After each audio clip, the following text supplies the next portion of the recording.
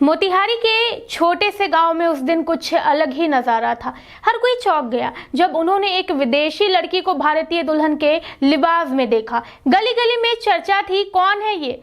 क्या ये सच में शादी करने आई है? होटल रामसान प्लाजा के बाहर भीड़ जुट गई थी। हर कोई बस एक झलक पाने को बेताब था। लाल जोड़े में सजी ये दुल्हन 7 समंदर पार से क्यों आई? क्या ये बस एक प्रेम कहानी थी या इसके पीछे कुछ और छिपा था?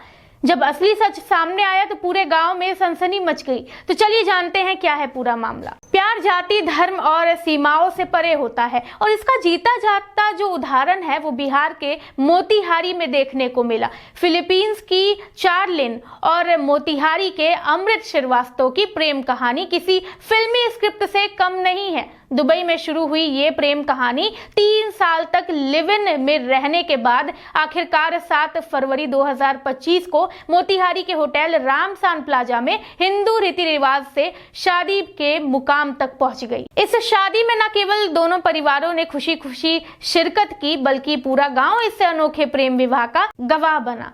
मोतिहारी के चिंतामढ़ गांव के रहने वाले अमृत श्रीवास्तव पिछले 5 साल से दुबई में रह रहे थे।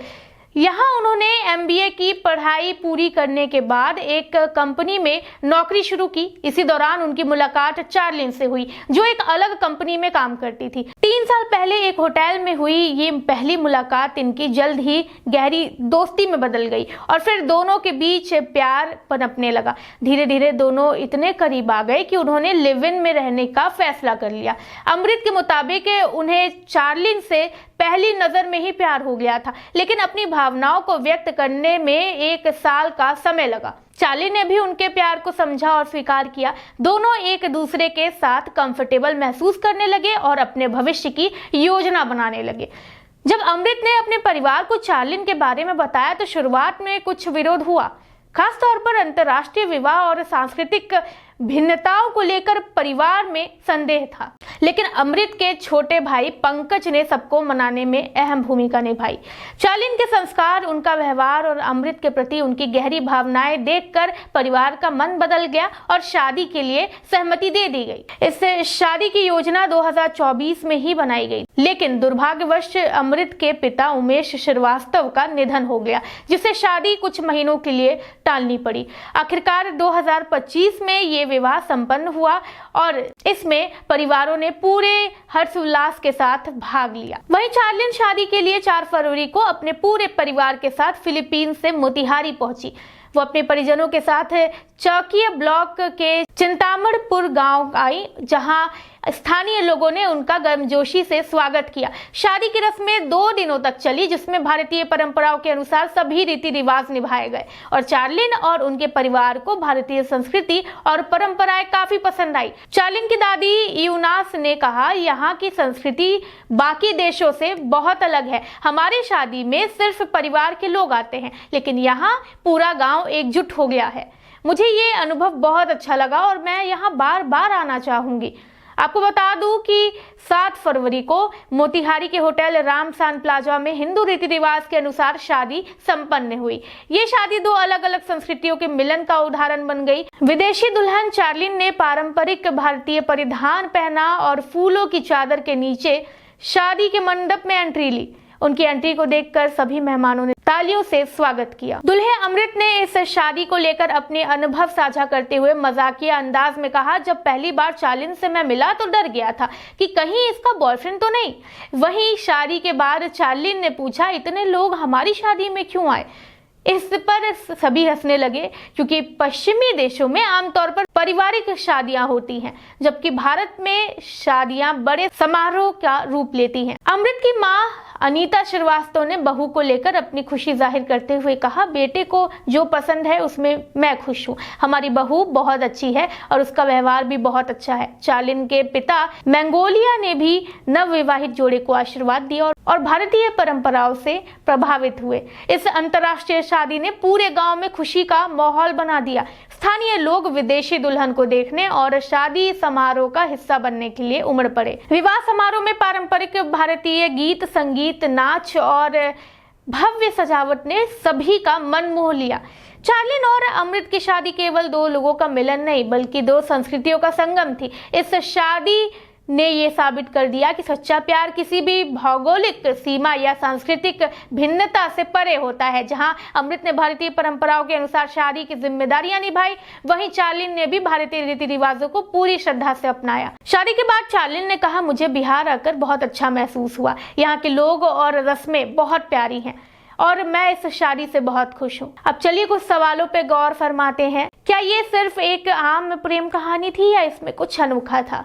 ये कोई साधारण प्रेम कहानी तो थी नहीं, बल्कि ये साबित करने वाली कहानी थी कि प्यार कोई सीमा नहीं तय करती। दुबई में शुरू हुआ ये रिश्ता न केवल दो लोगों को जोड़ रहा था, बल्कि दो संस्कृतियों को भी करीब ला रहा था। क्या अमृत और चार्लिन की मुलाकात किसी फिल्मी तरीके से हुई थी? अगर आप सोचते हैं कि प्यार पहली नजर में नहीं होता, तो अमृत और चार्लिन की कहानी आपकी सोच बदल सकती है। दुबई के एक होटल में हुई पहली मुलाकात के दौरान ही दोनों को एक खास जुड़ाव महसूस हुआ। वो कोई साधारण दिन नहीं था, बल्कि उस दिन दोनों की जिंदगी हमेशा के लिए बदलने वाली थी। धीरे धीरे दोस्ती जो है वो प्यार में बदल गई। जब अमृत ने अपने परिवार को बताया, उनकी क्या प्रतिक्रिया रही? शुरुआत में परिवार को ये रिश्ता समझ में नहीं आया। एक विदेशी लड़की, अलग भाषा, अलग संस्कृति, क्या ये रिश्ता टिक पाएगा? ये सवाल हर किसी के मन में था। खास तौर पर अमृत की मां को चिंता थी कि क्या चार्लिन भारतीय परिवार में खुद को ढाल पाएगी। लेकिन जब चार्लिन ने भारतीय परंपराओं को अपनाने की इच्छा जताई, तो परिवार से खुद बात की तो सबका नजरिया बदलने लगा। क्या चार्लिन ने भारतीय संस्कृति को अपनाने की कोशिश की? चार्लिन ने भारतीय परंपराओं को सिर्फ देखा या समझा नहीं, बल्कि उन्हें पूरी श्रद्धा और खुशी से अपनाया। शादी के दौरान उन्होंने न केवल पारंपरिक लाल जोड़ा पहना, बल्कि हिंदू रीति रिवाजों के हर पहलू को अपनाया। उन्होंने मांग में सिंदूर भरा, चूड़ियां पहनी और शादी की हर रस्म को पूरा किया, वो भी दिल से। इस शादी की सबसे अनोखी बात क्या थी? शादी की सबसे अनोखी बात ये थी कि जब चार्लिन ने भारतीय रीति रिवाजों के अनुसार फूलों की चादर के नीचे एंट्री की, ये देखकर हर कोई भावुक हो गया। दूल्हे अमृत ने मजाकिया अंदाज में कहा, चार्लिन मुझसे बार बार पूछ रही थी शादी में इतने लोग आए हैं। मैंने उसे समझाया कि भारत में शादी सिर्फ दो लोगों का मिलन नहीं है, बल्कि पूरे समाज के लिए ये एक फेस्टिवल से कम नहीं है। क्या चार्लिन के परिवार को इस शादी से कोई दिक्कत नहीं थी? चार्लिन के परिवार के लिए ये रिश्ता नया और अनोखा था। भारत आकर शादी करना और हिंदू रीति रिवाज से इसे निभाना उनके लिए एक नया अनुभव था। लेकिन जब उन्होंने भारतीय संस्कृति की गर्मजोशी देखी, तो वो भी इस रिश्ते से पूरी तरह खुश हो गए। चार्ली की दादी ने कहा कि हमारे देश में शादी में सिर्फ परिवार के लोग शामिल होते हैं, लेकिन यहाँ पूरा गांव एकजुट हो गया।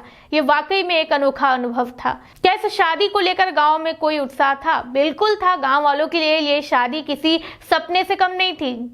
जब चार्ली गांव पहुंची तो उनका जोरदार स्वागत किया गया। हर कोई ये देखने के लिए उत्साहित था कि एक विदेशी लड़की भारतीय परंपराओं को कैसे निभाएगी। शादी के बाद गांव वालों ने इसे ऐतिहासिक शादी बताया। अब जो सबसे अहम सवाल है वो ये है कि क्या ये शादी समाज में कोई बदलाव ला सकती है? ये शादी जो है वो सिर्फ अमृत और चार्लिन के प्यार की कहानी नहीं है, बल्कि समाज के लिए एक नई सोच की शुरुआत है। ये दिखाती है कि प्यार किसी जाति, धर्म या देश की सीमा में बंधा नहीं होता है। जब दो लोग एक दूसरे को सच्चे दिल से अपनाते हैं, तो कोई भी दीवार उनके बीच नहीं आ सकती। क्या अमृत और चार्लिन शादी के बाद भारत में रहेंगे? अमृत और चार्लिन दोनों अपने करियर के चलते फिलहाल भारत और फिलीपींस दोनों जगहों पर समय बिताने की योजना बना रहे हैं। हालांकि वो भारत में ज्यादा समय बिताने के इच्छुक हैं, ताकि चार्लिन भारतीय संस्कृति को अच्छे से समझ सके।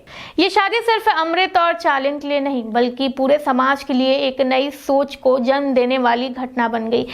इसने दिखाया कि सच्चे प्यार के आगे कोई भी बाधा नहीं टिक सकती। अमृत और चार्लिन अब अपने नए जीवन की शुरुआत करने के लिए पूरी तरह से तैयार हैं और उनकी ये प्रेम कहानी हमेशा के लिए यादगार बन गई है। आप इस बारे में क्या सोचते हैं? अपनी प्रतिक्रिया कमेंट सेक्शन में जरूर दें और चैनल को सब्सक्राइब करें, वीडियो को लाइक करें। मैं हूँ कृति मिश्रा, धन्यवाद।